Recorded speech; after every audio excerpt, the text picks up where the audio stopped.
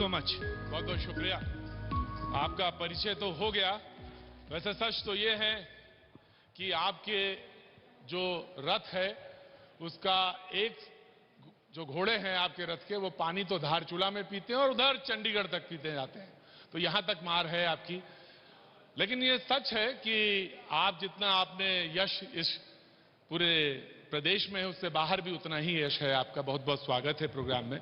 और मैं शुरुआत करना चाहूंगा आपसे और पूछना चाहूंगा कि आपकी इधर जो चुनाव है उसमें क्या रणनीति है, क्योंकि बीजेपी ने तो बता दिया है कि युवा नारा है, युवा चेहरा है और 60 के पार है, तो इस बार उन्होंने नारा दिया। आपका क्या है इस बार? सबसे पहले तो मैं ठीक है, न्यूज़ 18 को बहुत बहुत बधाई देना चाहूंगा, शुक्रिया, राइजिंग उत्तराखंड थीम की। Thank you so much. आपको भी मैं धन्यवाद देना चाहता हूं, लेकिन आपने बड़ी सुंदर बातें कही मेरे लिए, मगर थोड़ा कॉशन के साथ, क्योंकि आप न जाने कहां पर स्पिन बॉल डाल दें और मुझे बोल्ड आउट कर दें। नहीं नहीं नहीं नहीं, ऐसा कुछ नहीं। मैंने तो आज सारे सवाल वैसे ही रखे हैं, बिल्कुल कुछ है ही नहीं। मैं आपसे बताऊं, मैंने अगर क्वेश्चन आंसर के उसमें रखेंगे तो बड़ा अच्छा नहीं लगेगा। मैं तो बल्कि यूं चाह रहा था कि मैं तो अभी कुमाऊं से घूम के आ रहा था, तभी मैंने धारचूला का नाम लिया। तो धारचूला में भी बड़ी आपकी है और चंडीगढ़ वाला था तो सब लोग देख ही लिया है। तो आप तो यहां भी मारते हैं, वहां भी मारते हैं। लेकिन सवाल दरअसल ये है आपसे, लेकिन आपकी पार्टी आपको क्यों नहीं चेहरा मानती है, ये सवाल है। अब देखना यह है कि आप कहां मारते हैं। नहीं, मैंने तो कहा ना, आपसे सवाल पूछा कि आपकी पार्टी तो आपको चेहरा। आपने पहला सवाल डाला, आपने मुझसे कहा कि भाजपा 60 के पार कह रही है। हाँ लोकतंत्र में महत्वपूर्ण यह है जनता क्या कह रही है। जी, जनता कह रही है कि महंगाई की इतनी गहरी मार और बेरोजगारी का ये आलम, अब तो इस बार भाजपा तड़ी पार। अब देखना है, लोकतंत्र में तो जनता जीतती है, मगर देखते हैं क्या होता है। तो चेहरा कौन होगा इस बार? आपने पार्टी से बार बार आप कहते हैं, तो वो जो मेरा सवाल था कि चेहरा इस बार कौन होगा, ये तय होना चाहिए। चेहरा इस बार हमारा उभरता हुआ उत्तराखंड होगा, क्योंकि 2022 के उत्तराखंड की जो हमारी कल्पना है, जहां 2022 से 2027 तक हम उत्तराखंड को लेकर के जाएंगे, हम उसी को अपना चेहरा मानकर पूरी ताकत से आगे बढ़ेंगे, ताकि हमारा चेहरा समर्पित हो जाए एक उभरते हुए, बढ़ते हुए, चमकते हुए, विकसित होते हुए और ऊंची बुलंदियों की तरफ जाते हुए उत्तराखंड के लिए। देखिए हरीश जी, ये तो बात सब सही है, अच्छी बात है, सुनने में बहुत अच्छी लगती है, लेकिन बात सच ये है, ईमानदारी से 75 के आसपास हैं। और जैसा वो लोग कह रहे थे कि ये जो चुनाव है आपके लिए बड़ा महत्वपूर्ण है, करो या मरो। 5 साल बाहर रहे हैं सत्ता से, अगर इस बार भी रपट गए कहीं और किनारे लग गए, तो 10 साल बाहर रहने के बाद दूसरी पार्टियां भी जोर आजमाइश कर रही हैं आपके आज, वो तो पता ही होगा आपको। देखिए, चिंता मुझे अपनी नहीं है। वाह। क्योंकि व्यक्ति, मैं जहां तक जाने लायक था, जितनी मेरी योग्यता है, मैं वहां तक सब यात्राएं कर चुका हूं, पूरी परिक्रमा कर चुका हूं। मुझे चिंता है उत्तराखंड की, और उससे भी महत्वपूर्ण चिंता मुझे है कि उत्तराखंडियत की, जिस उत्तराखंडियत की सोच के साथ लोगों ने आज दो अभी दो के नारे के साथ उत्तराखंड राज्य के निर्माण के लिए अपना सर्वस्व दांव पर लगा दिया, सर्वोच्च बलिदान देने का काम किया। तो हरीश रावत कहीं भी रहे, मगर उत्तराखंड और उत्तराखंडियत बुलंद रहनी चाहिए, उसके लिए मैं काम करूंगा। तो मैं ये मानूं कि जो ये चेहरा सामने बैठा है, अगर ये चुनाव जीते 2022 में, तो जो ये न्यूज़ 18 का राइजिंग उत्तराखंड है, ये गैरसैंण में होगा? यकीनन। आप सरकार बनाएंगे और पहले आते ही सबसे पहला वक्तव्य ये देंगे कि गैरसैंण मुख्य राजधानी हुई। जो मध्याह्न का सूर्य होगा जी, वो गैरसैंण से ही चमकेगा। प्रातःकाल के सूर्य के लिए हम नीचे से यात्रा शुरू करेंगे, समय लगेगा। मैं भाजपा की तरीके से चमत्कारिक पार्टी नहीं हूं कि सारी दुनिया में एक साथ गणेश जी को दूध पिला देने वाली पार्टी का सिपाही नहीं हूं। मैं तो ईंट दर ईंट उस शिल्पी की तरीके से हूं जो थोड़ा थोड़ा करके बनाते हैं। तो हम थोड़ा थोड़ा करके उत्तराखंड बनाएंगे और गैरसैंण को अपनी राजधानी बनाएंगे। हरीश जी, आप आज बता ही दीजिए कि पार्टी वो चमत्कारी है कि उसके लोग चमत्कारी हैं? आपके पास उसका कोई जवाब नहीं। हाँ, मुझे लगता है कि पार्टी नहीं, उसके लोग चमत्कारी हैं। कुछ जादू वादू जानते हैं लगता है, नहीं तो ये एक साथ सारे विश्व में गणेश जी को दूध कैसे पिला दिया।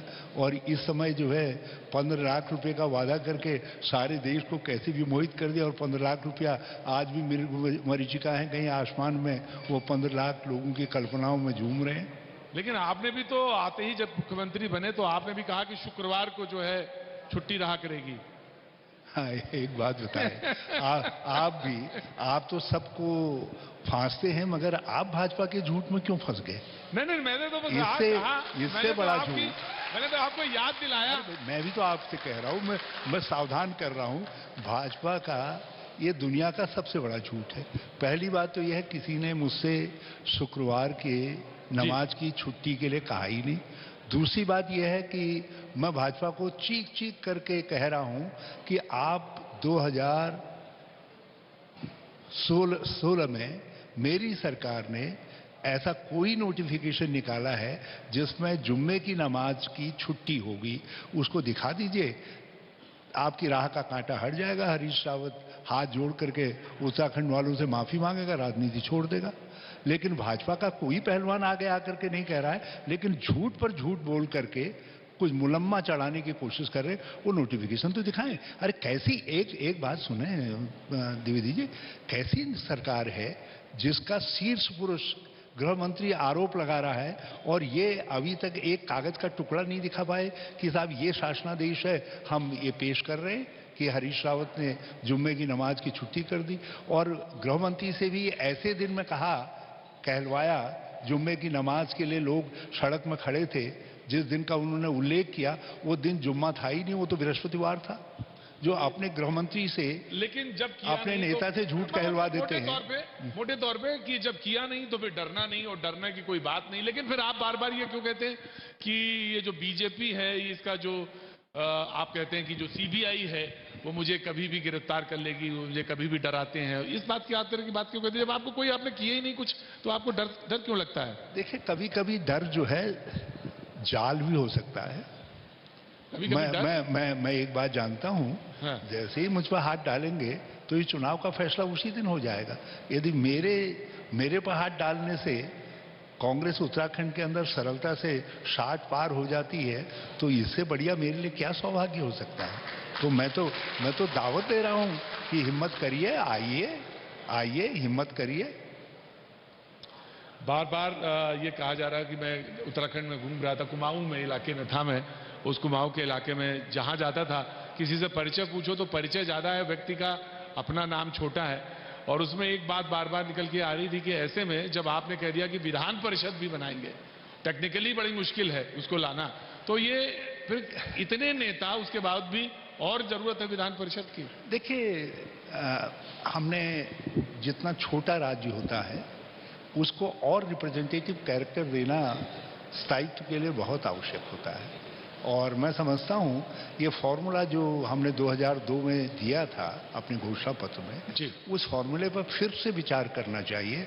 और उत्तराखंड में राजनीतिक स्थायित्व के लिए, जिस स्थायित्व की हमको बड़ी कीमत अदा करनी पड़ी है उत्तराखंड को, तो स्थायित्व लाने के लिए विधान परिषद एक तरीका हो सकता है जिस पर एक सर्वपक्षी विचार, तो मैंने ये विचार के लिए बात उठा दी है। और उस पर यदि राज्यव्यापी विमर्श होता है और राज्य का समर्थन मिलता है तो इससे बेहतर और कुछ नहीं हो सकता। लेकिन ये मेरी सोच है, ये कोई अभी पार्टी की सोच नहीं है। जी बिल्कुल। तो 2017 में कुछ लोग आपको छोड़ के गए, कुछ लोग तो आप वापस ले आए, कुछ लोग आना चाहते हैं लेकिन आप उनको लाना नहीं चाहते। सुना, लोगों ने कहा कि अगर मैं वहां चला जाऊंगा तो हरीश रावत जी का मुश्किल में पड़ जाएंगे, इसलिए आप भी ये जानते हैं, इसलिए आप उनको वहीं रोके हुए हैं, और आना चाहते हैं आप उनको आने नहीं दे रहे हैं। देखिए, आजकल हमारे जो पहलवान उधर गए हैं जी, भाजपा के पेट में उन्होंने ऐसी मरोड़ पैदा की है कि 3 मुख्यमंत्री ले आए, अब भी मरोड़ दूर नहीं हुई है। उनको बदहजमी के शिकार है। वो बदहजमी के शिकार हैं, उनके पेट में जबरदस्त मरोड़ है इस समय, और वो मरोड़ हमारे इन्हीं पहलवानों के कारण है। तो जब हमने ऐसे विशेषज्ञ भाजपा में दिए हैं तो उन विशेषज्ञों को अभी वापस लेने का समय नहीं आया है। भाजपा को कुछ और पस्त होने दीजिए, उसके बाद फिर देखेंगे, विचार करेंगे। नहीं, यशपाल आर्या जी को तो आप ले आए और वो आपने फैसला ले लिया, लेकिन कुछ और आना चाहते हैं, इनको आप आने नहीं देना चाहते। देखिए, यशपाल आर्या उजाड़ू बल्द नहीं थे, वो पार्टी को धोखा दे करके नहीं गए, हम उनकी एक बात को नहीं मान पाए। तो जो बाकी गए, जो आना चाहते थे, तो उन्होंने पार्टी को धोखा दिया। नहीं, ये पार्टी को गिराने के लिए गए, इन्होंने दल बदल किया, इनको खरीदा गया वो हरे हरे घास दिखा करके जो है, तो इसलिए इनकी संज्ञा ही, आप यदि उजाड़ू बल्द कहेंगे तो लोग अपने आप ताली बजा देंगे, लोग जानते हैं कौन उजाड़ू बल्द है। तो ये उजाड़ू बल्द है, तो उजाड़ू बल्द अभी भाजपा की हरी हरी खेती को चौपट कर रहे हैं। तो आप भी आनंद लीजिए, मैं भी आनंद ले रहा हूं।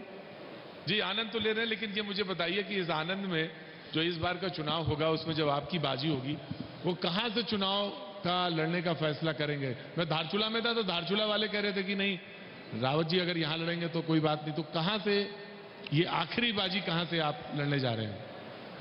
देखिए, मेरी दिली इच्छा तो है कि मैं लड़ाऊं।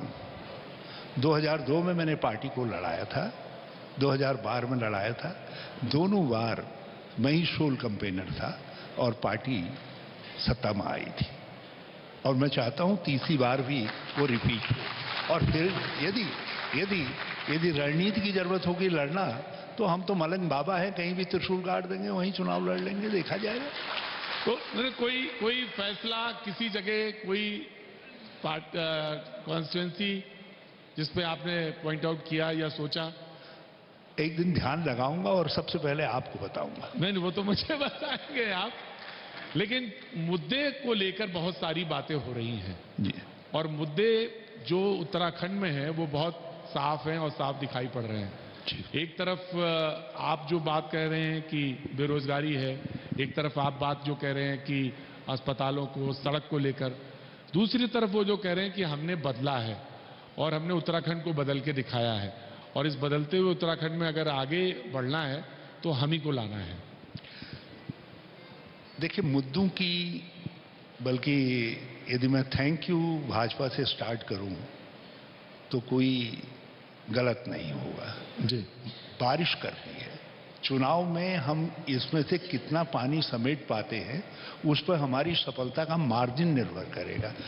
आज देश में सर्वाधिक बेरोजगारी है, दुनिया में सर्वाधिक बेरोजगारी वाला देश भारत है, और उत्तराखंड हिंदुस्तान में सबसे बेरोजगारी वृद्धि दर वाला राज्य है। महंगाई अपनी जगह पर है, लोगों ने सर पर तेल लगाना बंद कर दिया है। गैस के चूल्हे को रात को महिला हाथ जोड़ करके कहती है, हे एक सिलेंडर भैया, कल बंद मत हो जाना। हर समय डर लगा रहता है कि गैस का सिलेंडर कब खत्म हो जाए, और मियाँ से पैसा मांगेंगे तो डांटेंगे, तू ज़्यादा गैस खर्च कर रही है। तेल महंगा, दाल महंगी, सब्जियां महंगी, हर चीज़। लोग जगह जगह आज नारा गूंज रहा है, जब जब भाजपा आई है कमर तोड़ महंगाई लाई है। ये लोगों का एक जवान पर आ गया है। हमारे कोविड में उत्तराखंड में सर्वाधिक दूसरे नंबर पर लोग मरे प्रतिशत के हिसाब से, उसको कोई भूल नहीं सकता। बहुत मिसमैनेजमेंट रहा स्वास्थ्य सेवाओं का, उस पर जले पर नमक छिड़कने का काम किया। हरिद्वार के अंदर जो टेस्टिंग घोटाला हुआ, जिससे हमको शर्मसार होना पड़ा पूरे हिंदुस्तान के सामने, उसको लोग भूले नहीं है। डबल इंजन मोदी जी यहाँ छोड़ गए, मगर चलाने की विधि नहीं बता गए, और ये डबल इंजन उत्तराखंड में कबाड़ साबित हुआ है। कहीं कोई डेवलपमेंट नहीं है, डेवलपमेंट बिल्कुल ठप पड़ा हुआ है। और जब डेवलपमेंट ठप होता है तो खुशहाली अपने आप दूर हो जाती है। शिक्षा व्यवस्था आज चौपट है। आज मुझको कोई विभाग, और ये एक्नॉलेज, ये नहीं है कि हरीश रावत ये आरोप लगा रहा है। यदि यहाँ मेरे दोस्त बलूनी भी आएंगे, मेरे दोस्त कोई और भी आएंगे, आप उनसे पूछ करके देख लीजिएगा। इसको तो उनके शीर्ष नेतृत्व ने एक्नॉलेज किया। नहीं तो विधानसभा का सत्र चल रहा हो और मुख्यमंत्री जो वित्त मंत्री भी थे वो अपने बजट को पायलट कर रहे हों, उस पर वोटिंग हो रही हो और उनको कान पकड़ करके यहाँ ला करके कह दिया गया तुम you are no more chief minister, और एक दूसरे को चीफ मिनिस्टर बनाया गया। उस बेचारे को यही मालूम नहीं पड़ पाया कब उसकी शादी हुई और कब उसको विधवा घोषित कर दिया गया। और तीसरा व्यक्ति भी बाल बाल बचा। यदि हमारा डर नहीं होता तो वो तीसरा व्यक्ति भी चला गया था जाते जाते, क्योंकि 3 लोग को भवन में चले गए थे।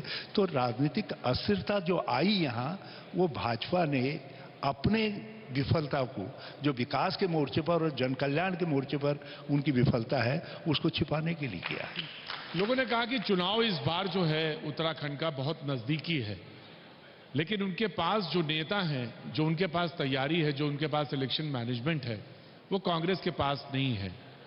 आप कुछ कहते हैं, आपके पार्टी के नेता कुछ कहते हैं।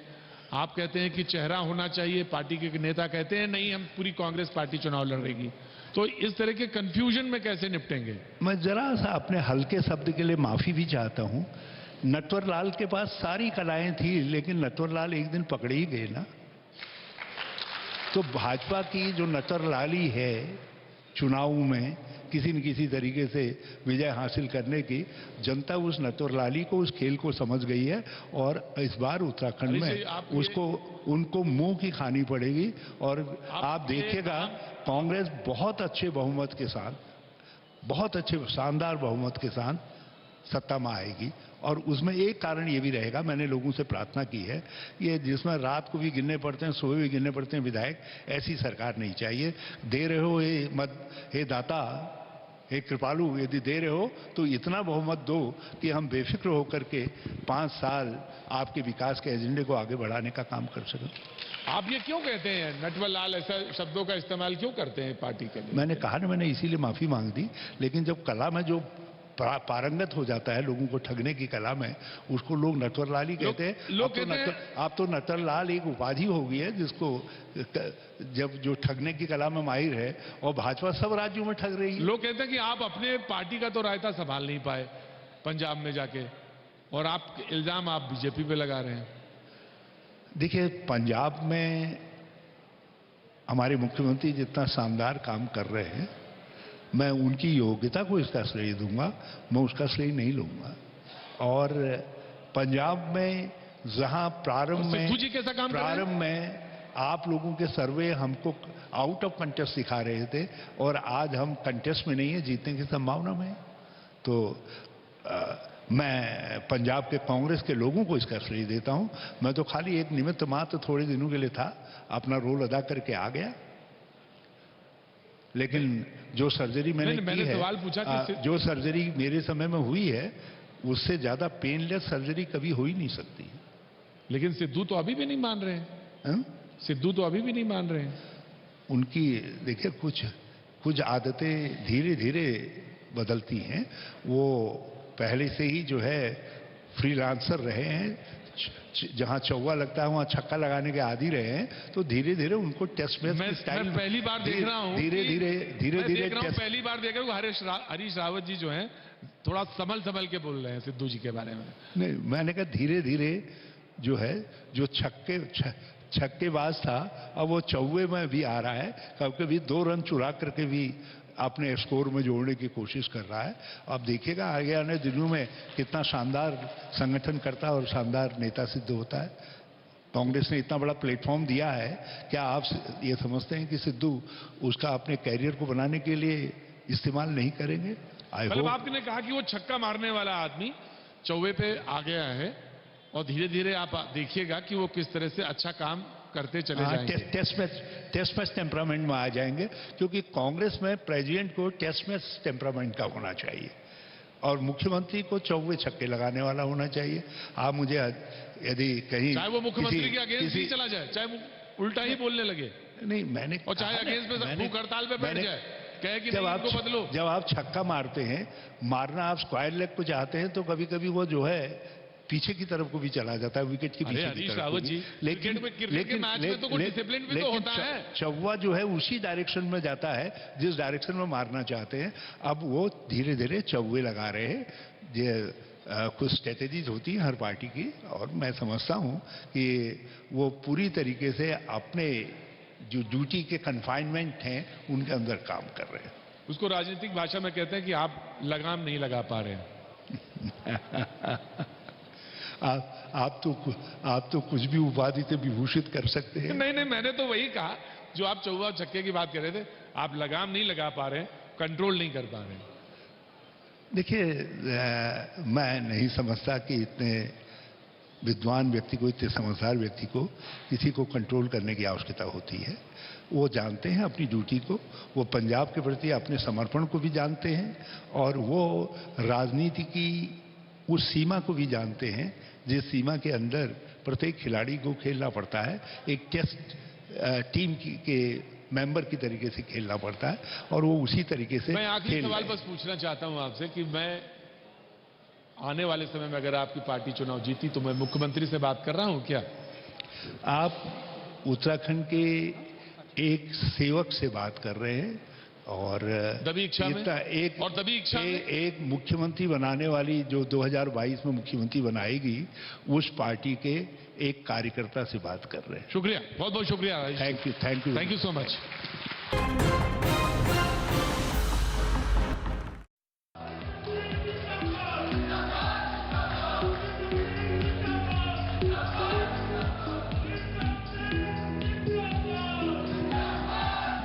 थैंक यू, बहुत बहुत शुक्रिया,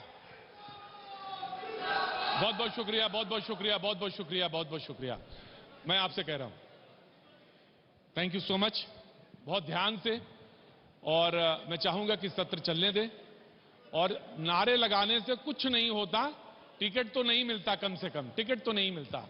आइडेंटिफाई हो जाओगे, तुम जाके मिल लेना बाद में, प्रीतम जी से मिल लेना। मैं कह रहा हूं प्रीतम जी बहुत अच्छा लड़का ही है, मिल लीजिएगा आपसे, और देखिएगा, कंसीडर करिएगा, अगर इस बार बन जाए तो बनाइएगा कुछ काम, ठीक है ना? अब इससे ज्यादा कोई नहीं कुछ कह सकता तुम्हारे लिए, अब चुप रहना। Thank you so much. आप दोनों का बहुत बहुत स्वागत है। और जिस तरह की राजनीति चल रही है, हरक जी, मैं जानना चाहता हूं आपसे, आपका माइक है जी, मैं ये जानना चाहता हूं कि आने वाले समय में आपका तो नारा है 60 के पार। क्या कहा आपने? 60 के पार। तो क्या होना है आपका? क्या आपको लगता है कि 60 के पार आपका नारा जो क्यों दिया, कैसे दिया? क्योंकि लोग कह रहे हैं कि चुनाव तो बड़ा नजदीकी है। देखिए, क्योंकि हमेशा लक्ष्य बड़ा रखना चाहिए। मैं मिलिट्री साइंस का विद्यार्थी हूं, शिक्षक रहा हूं। जब भी गोल हो, उद्देश्य हो, तो बड़ा होना चाहिए। जब बड़ा गोल कोई बनाता है, जैसे हम सोचे कि भाई सिविल सर्विस की तैयारी करें, तो पीसीएस अफसर तो हो ही जाएंगे। तो 60 के पार मैं सोचता हूं कि क्योंकि हम 56 सीटें हमारी 2017 के चुनाव में आई, तो बट नेचुरल है कि इस बार कोई भी राजनीतिक दल होता, 36 आ जाएंगी, ये भी होते हैं। कांग्रेस आपने कहा कि बड़ा गोल बनाएंगे तो छोटा में कहीं ना कहीं सेटल मैं ये नहीं करो छोटा, हाँ, हमेशा उद्देश्य बड़ा होना चाहिए, गोल बड़ा होना चाहिए। और इसलिए हमने 60 के पार कि हम एक लक्ष्य रखा हमने कि 56 सीटें हमारी पहली आई हैं। इस बार हमारी तैयारी, क्योंकि दिल्ली में भी हमारी सरकार है, प्रदेश में भी सरकार है, 56 हमारे विधायक थे, 3 और सम्मिलित हो गए, 2 कम भी हुए। जी ये कह रहे हैं कि इनकी बात डबल इंजन की सरकार है, डबल इंजन की सरकार है, लिहाजा 60 पार कर जाएंगे। 56 थे, इस बार 60 पार कर जाएंगे। 2017 में उत्तराखंड के लोगों ने प्रचंड बहुमत से इस राज्य की बागडोर भारतीय जनता पार्टी के हाथों में सौंपने का काम किया। तब यह नारा दिया था कि डबल इंजन की सरकार है। लेकिन बड़े खेद के साथ कहना पड़ रहा है, हम चुनाव की दहलीज पर खड़े हैं, डबल इंजन स्टार्ट नहीं हो पाया है। और जो लक्ष्य का जिक्र आपने किया, सही का हमारे साथी सहयोगी रहे हैं हरक सिंह जी, ये लक्ष्य एक जगह नहीं दिया। छत्तीसगढ़ में भी लक्ष्य रखा था, झारखंड में भी लक्ष्य रखा था, कर्नाटक में भी लक्ष्य रखा था, महाराष्ट्र में भी लक्ष्य रखा था, राजस्थान में भी लक्ष्य रखा था, मध्य प्रदेश के अंदर भी लक्ष्य रखा था, गोवा में भी लक्ष्य रखा था, लेकिन वो लक्ष्य हासिल नहीं हो पाया। और उत्तराखंड के लोगों ने मन बना लिया है कि 2022 में भाजपा की विदाई और कांग्रेस की अगवानी करनी। देखिए, जो भी माननीय प्रीतम सिंह जी ने कहा, 2019 लोकसभा का चुनाव था। मैं अमित शाह जी से मिला था।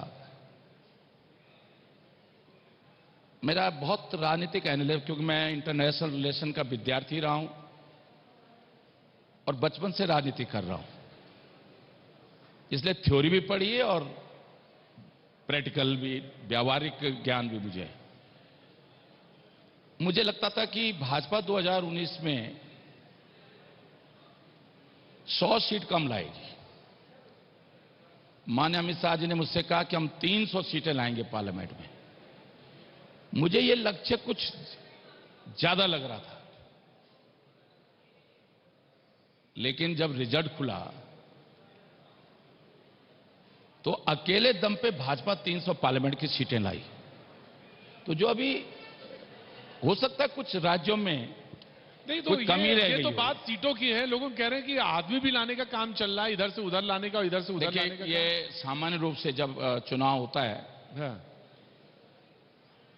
कोई सा चुनाव देख लीजिएगा, विशेष करके राज्य का जो चुनाव होता है, तो इस तरह दल बदल की व्यवस्था, दल बदल सामान्य एक प्रक्रिया सी है।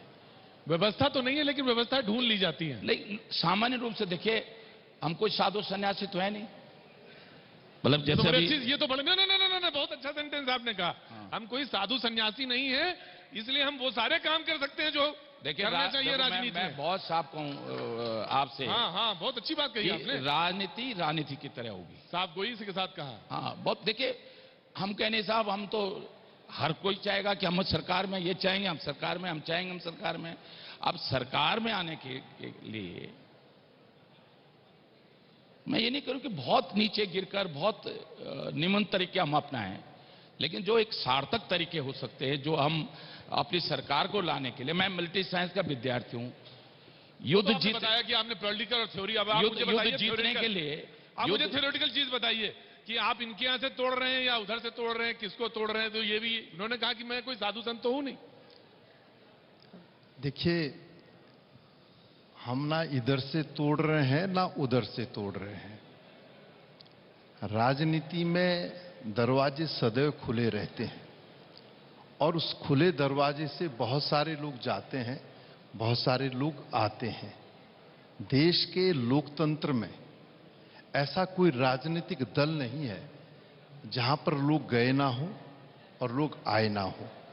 अब जो आएगा उसके परिप्रेक्ष्य में उस समय निर्णय लिया जाएगा, उन परिस्थितियों में निर्णय लिया जाएगा कि माना डॉक्टर साहब ही आना चाहें, हरक सिंह जी आना चाहें, तो हम उस परिप्रेक्ष्य में। हरक जी, मैंने कुछ नहीं कहा, मैंने तो सिर्फ यूं ही पूछा था और एक सिक्का उछाला और उन्होंने कहा कि अच्छा, आपने पहले ही कह दिया था कि मैं देखिए साधु संत तो हूं नहीं, और उन्होंने हाथ बढ़ा के कह दिया कि आप अगर आना चाहें, और कहते हैं कि एक मुलाकात तो आपकी हो चुकी है। मैं एक बात कह रहा हूं कि प्रीतम भाई और मेरे संबंध आपने ठीक नहीं किया वैसे तो, क्योंकि हम दोनों को बुला दिया।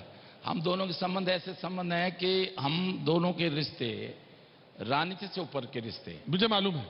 और इनके पिताजी जब पर्वत विकास मंत्री थे, मैं गढ़वाल विश्वविद्यालय में शिक्षक नेता था, तो मैंने भव्य स्वागत इनके पिताजी का किया था।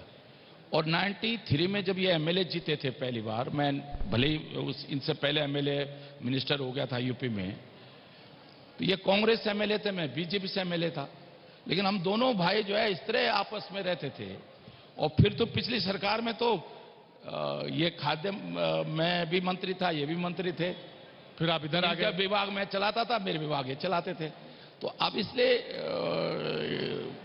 ना ये कुछ कह पाएंगे। देखिए, मैं इसलिए कह रहा हूं, अभी तो नहीं पाएंगे, लेकिन कुछ बता दो। मैं आपसे कह रहा हूं, अब एक दोनों फ्लैट में एक साथ गए, और अभी आपके कार्यक्रम में आने से पहले इनके क्षेत्र के कुछ काम थे, ये मुझको मिलने के लिए अभी आए। फिर हम लोग अभी सूप हमने साथ साथ पिया, एक ही साथ पिया। तो मैं सोचता हूं कि ये पहले बीजेपी में भी रहे। मैं सोच नहीं सकता था कि माननीय स्वर्गीय गुलाब सिंह जी का बेटा अच्छा छोड़िए, आना जाना आपका है वो मुझे पता है, और ये बड़ा रिश्ते आपके दोनों के बड़े प्रगाढ़ हैं, ये भी मुझे पता है। आप दोनों लोग टकराएंगे नहीं मंच में, ये भी मुझे पता है। आप दोनों लोगों ने तय कर लिया है, ये भी मुझे पता है। लेकिन मुझे मुद्दों के बारे में बताइए। मैं हरक जी आपसे जानना चाहता हूं कि अभी कांग्रेस की एक बड़े नेता, मैं एक बात, जो मैं डबल इंजन की बात इन्होंने कही, मैं क्योंकि आपने बीच में रोक लिया था, मैं भी सुबोध उनियाल जी के क्षेत्र में गया था। मैं कोटद्वार जाता था पहले अपनी विधानसभा में, आज से 3 साल 4 साल पहले, तो मुझे 3.5 घंटे लगता था। आज मुझको 2 घंटे लग रहा है, जबकि थोड़ा नजीबाद से हरिद्वार नजीबाद के बीच की सड़क नहीं बनी है। ईश्वर ने चाहा तो अगले 1-2 महीने के अंदर मुझे सिर्फ 1.5 घंटा लगेगा देहरादून से कोटद्वार जाने में। तो 2 घंटा सफर कम हुआ है। ये मैं केवल एक उदाहरण दे रहा हूं। मेरा घर श्रीनगर है, तो ये जो all weather road, double engine का असर दिखाई दे रहा है। जो ऑल वेदर रोड पे, मैं भी अल्मोड़ा का प्रभारी मंत्री था, मुझे श्रीनगर आना था। कांग्रेस के एक नेता की किताब का जिक्र करना है, वो मुद्दा, क्योंकि वो मुद्दा बहुत बड़ा मुद्दा है उत्तर प्रदेश के और तमाम सारे चुनाव में हो रहा है। वो किताब में जिक्र है कि हिंदू धर्म से उन्होंने उसका तुलना जो करी बोको हराम से और आईसिस से की। मैं सोचता हूं कि देखिए, राजनीति में और इस देश के अंदर इस तरह की तुलना नहीं होनी चाहिए। और मैं सोचता हूं कि कांग्रेस ने भी इसको स्वीकार नहीं किया है। कांग्रेस के किसी भी नेता ने इस बात के पक्ष में कोई बयान भी नहीं दिया है। कई बार लोग बहुत ज्यादा उत्साहित होकर या अपने आप को चर्चा में आने के लिए इस तरह की बातें करते हैं, आपका इस मुद्दे पे उचित नहीं है। जी प्रीतम जी, जी, जो सलमान खुर्शीद साहब ने कहा। देखिए, सलमान खुर्शीद जी ने एक किताब लिखी है और किताब में जो उल्लेख उन्होंने किया है, मैं समझता हूं कि कदापि उनका ये व्यक्तिगत सोच हो सकती है, लेकिन कांग्रेस की ऐसी कोई सोच नहीं है। हम इस देश के अंदर जो परंपरा रही है और जो नारा इस देश के अंदर बुलंद होता रहा है कि हिंदू मुस्लिम सिख ईसाई आपस में है भाई भाई, इस देश के अंदर हर बगिया का फूल है। और हम समझते हैं कि जिस गुलदस्ते में विभिन्न फूल मौजूद रहते हैं, उस गुलदस्ते की शोभा सबसे ज्यादा होती है। आप भी सहमत हैं? बिल्कुल, मैं सोचता हूं कि इस तरह बगिया के फूल सब बराबर है। देखिए, मैं तो हमेशा कह रहा हूं, हमारा उत्तराखंड तो बहुत छोटा सा प्रदेश है और समता मूलक समाज, समरसता और सही मायने में भाईचारा का जो उदाहरण उत्तराखंड में देखने को मिलता तो है। मुझे एक सवाल का जवाब, छोटा सा मैं आपसे चाहूंगा। मैं एक सवाल आपसे, क्योंकि समय बहुत कम है, मैं वो ये कि कांग्रेस और बीजेपी का कहना है कि वो अच्छा इसलिए कर रहे हैं क्योंकि वो लगातार लीडरशिप जो है उनके पास है। कांग्रेस इसलिए नहीं परफॉर्म कर पा रही है क्योंकि उनके पास लीडरशिप नहीं है। बार बार ये बात कही जाती है। आप सहमत हैं इस बयान से? मैं बिल्कुल, मैं सोचता हूं कि मोदी जी के नेतृत्व में नहीं, कांग्रेस की लीडरशिप नहीं। मैं वही कह रहा हूं, मैं कह रहा हूं।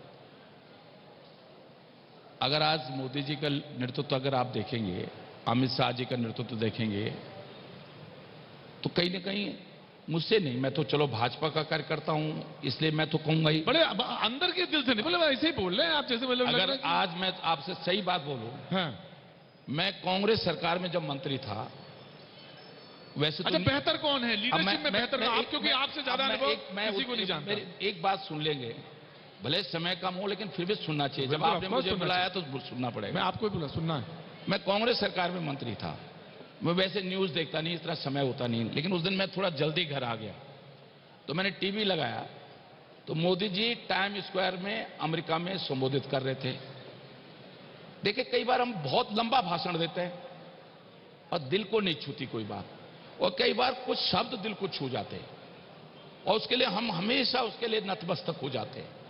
तो मोदी जी कह रहे थे कि मैं चाय बेचने वाला छोटा व्यक्ति हूं, छोटा व्यक्ति था, छोटे लोगों के लिए काम करना चाहता हूं, लेकिन छोटे लोगों के लिए बड़े काम करना चाहता हूं। इस वाक्य ने मेरे मन में उनके प्रति एक सरदार एक भाव भर दिया। तो मैं इसलिए कह रहा हूं कि आज देखिए इंदिरा जी, देखिए मैं कोई किसी को क्रिटिसिज्म नहीं कर रहा हूं। मैं सीधा सवाल किया क्योंकि उनको भी बोलने का आज देखिए मैं यही बात जानना चाहता हूं कि इंदिरा जी का मैं यही बात जानना चाहता हूं। हाँ। तो सवाल था मेरा, मैं सवाल पे ही आ रहा हूं। तो यही बात आप राहुल गांधी जी के बारे में जब कहेंगे तो देखिए मैं लीडर ऑपोजिशन था, जैसे आज प्रीतम सिंह जी लीडर ऑपोजिशन है। मैं राहुल जी से मिलता था।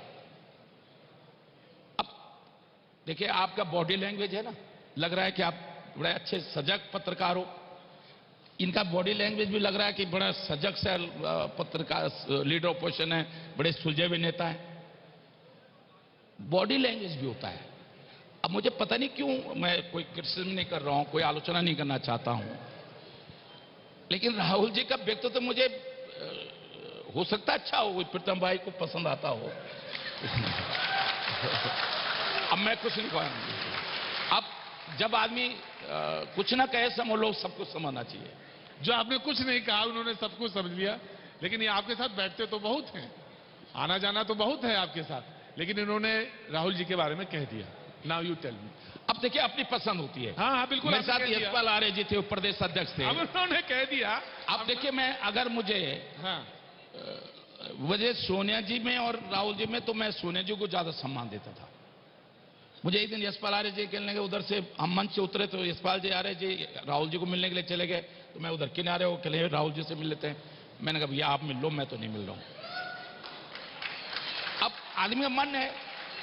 प्रीतम जी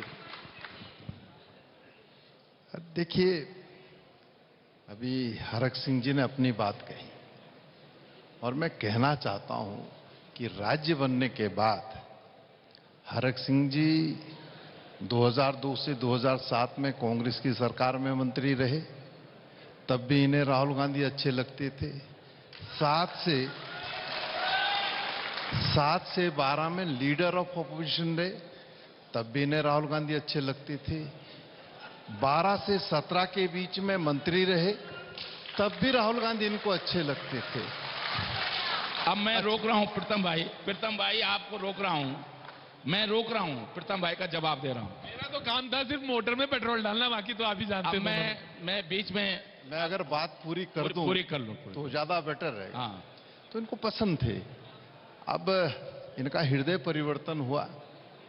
अब स्वाभाविक बात है, हृदय परिवर्तन जब व्यक्ति का होता है तो फिर वो कैसे कह देगा कि राहुल गांधी मुझे अच्छे लगते हैं। आपने कहा व्यक्तित्व की बात, हाँ सही बात है। 2014 के लोकसभा चुनाव में जो वादे किए गए थे कि अच्छे दिन आएंगे, क्या वो अच्छे दिन आए? कहा गया था 2 करोड़ नौजवान साथियों को रोजगार मिलेगा, क्या रोजगार मिला? क्या काला धन आया? क्या किसी के खाते में 15 लाख रुपया जमा हुआ?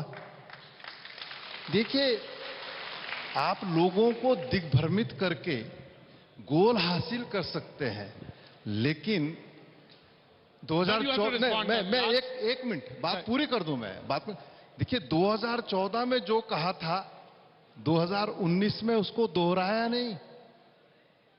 2019 में नहीं कहा, क्योंकि वो जानते हैं कि काठ की हांडी एक बार चढ़ती है, बार बार नहीं। Harish Rawat ji will respond. 2019 में क्या कहा उन्होंने कि हमारी सरकार बनेगी तो हम किसानों का ऋण माफ करेंगे। कहा कि नहीं कहा? वो तो आज भी वो है वीडियो फुटेज। टाइम बहुत कम है। मैं ये बहुत देर से ये बोल रहे थे, मैं नहीं बोला। मैं इसलिए आपको देखिए, जब कोई किसी की लीडरशिप पे प्रश्न उठता है तो निश्चित रूप से मैं कदापि उचित नहीं समझता था कि इन्होंने जब कह दिया और इन्होंने कहा कि तो मैंने उसका जिक्र किया कि इन्हें राहुल गांधी कब कब अच्छे लगे और कब कब इनको मोदी अच्छे तो ये लगे। इनका कहना है कि आपको नेता मौसम के हिसाब से अच्छे लगते हैं। देखिए, मैं एक बात मैं पूरी बात कर दूं। 2019 में जो कहा क्या उसको पूरा क्या। बहुत हुई महंगाई की मार, अब की बार भाजपा सरकार। सही चीज बताइए, महंगाई कम हुई? किसानों की ऋण माफी की बात हुई? 3 काले कानून थोपने का काम किया। और ये रोल बैक की सरकार है, चाहे केंद्र के अंदर हो चाहे राज्य के अंदर हो। 3 कृषि जो बिल थे उसके बारे में देश के प्रधानमंत्री कहते थे कि ये किसानों के हितों को संरक्षित करने वाले बिल है, ये कभी वापस नहीं होंगे। लेकिन 5 राज्यों के चुनाव ने रोल बैक करने के लिए मजबूर कर दिया। मैं सिर्फ एक जवाब दे रहा हूं। प्रीतम जी को मैं याद दिलाना चाहता हूं, मैं लीडर ऑपोजिशन था, अकेता होटल में राहुल गांधी जी आए थे, कार्यक्रम था। आप ताजुब करेंगे, धवन जी ने तो उनकी तारीफ की मंच से, यशपाल आर्य जी ने तारीफ के पुल बांधे, और मैंने राहुल गांधी के सामने मंच से कह दिया। उस दिन लग रहा था सारे कांग्रेसियों को सांप सूंघ गया हो और मुझे पार्टी से निकाल दिया जाएगा। मैंने मंच से कह दिया राहुल गांधी जी को, आपको याद होगा, बोला कि राहुल जी, मुझे और मुझ जैसे लाखों लोगों को आपका पार्लियामेंट का भाषण पसंद नहीं आया। आप सोच सकते हैं, कांग्रेस में रहते हुए, लीडर ऑपोजिशन रहते हुए, राहुल गांधी की मौजूदगी में मैंने राहुल गांधी जी से कह दिया कि मुझे आपका भाषण पसंद नहीं आया पार्लियामेंट में। मैं एक बात कह रहा हूं कि अगर देखिए, मुद्दों की बात नहीं कर रहा हूं, आज भाजपा 300 पार्लियामेंट सीट के साथ केंद्र में बनी है। आज मैं मुद्दे गिनाने लगूंगा ना, 370 समाप्त करना, यह उत्तराखंड देवभूमि है, राष्ट्रवाद की भूमि है, सैनिकों की भूमि है। हमने कश्मीर के मुद्दे पर उत्तराखंड के हर परिवार ने एक जवान को, अपने किसी ने पति को खोया, किसी ने बेटे को खोया, एक सैनिक के रूप में। आज 370 समाप्त हुई। लोग कहते थे 370 धारा समाप्त होगी, देश के अंदर गृह युद्ध हो जाएगा, बाहर के देश पर आक्रमण कर लेंगे। धारा 370 समाप्त हुई, चूं नहीं हुआ, चूं नहीं हुआ। आज देश कश्मीर से लेकर कन्याकुमारी तक, बहुत बहुत शुक्रिया। कश्मीर से लेकर कन्याकुमारी तक देश एकता के सूत्र में बंध गया है आज। तो ये राष्ट्रवाद अंतर्राष्ट्रीय मंच पर चाइना की हिम्मत नहीं हुई, पाकिस्तान की हिम्मत नहीं है आज भारत की तरफ देखने की। ये जो आयरन, ये जो लौह पुरुष के रूप में देश की सरकार आज हिंदुस्तान को पूरे देश के अंदर, दुनिया के अंदर मान सम्मान दिलाने में, हमारे स्वाभिमान को जगाने में। Right sir. नहीं, मैं देखिए आपका चैनल है, आपने हमको बुलाया है। Right sir. ये संदेश नहीं जाना चाहिए कि आप एक पक्षीय बात सुन रहे हैं। मैं तो कभी करूंगा ही नहीं, आप नहीं करेंगे तो, क्योंकि इन्होंने बहुत बड़ी बड़ी बातें कही। लेकिन मैं एक बात कह देना, इनके रिस्पॉन्ड के बाद फिर आपका कोई रिस्पॉन्स नहीं होगा। Last 10 second. देखिए, मैं एक बात कहना चाहता हूँ, पुराने रिश्तों का मर्यादा, मैं एक बात कहना चाहता हूँ जी। जब आप लीडर ऑफ अपोजिशन थे, आपने राहुल गांधी के भाषण को पसंद नहीं किया, तो आप 2012 से 17 के बीच में सरकार में क्यों रहे? ये प्रश्न उत्तराखंड के लोग अभी मैं आपने कहा अंतर्राष्ट्रीय स्तर पर जो है पाकिस्तान को कहेंगे कि हम लाल आंखें दिखा करके बात करेंगे, और जब चीन की बारी आएगी तो आंखें नीचे। Thank you so much. Thank you.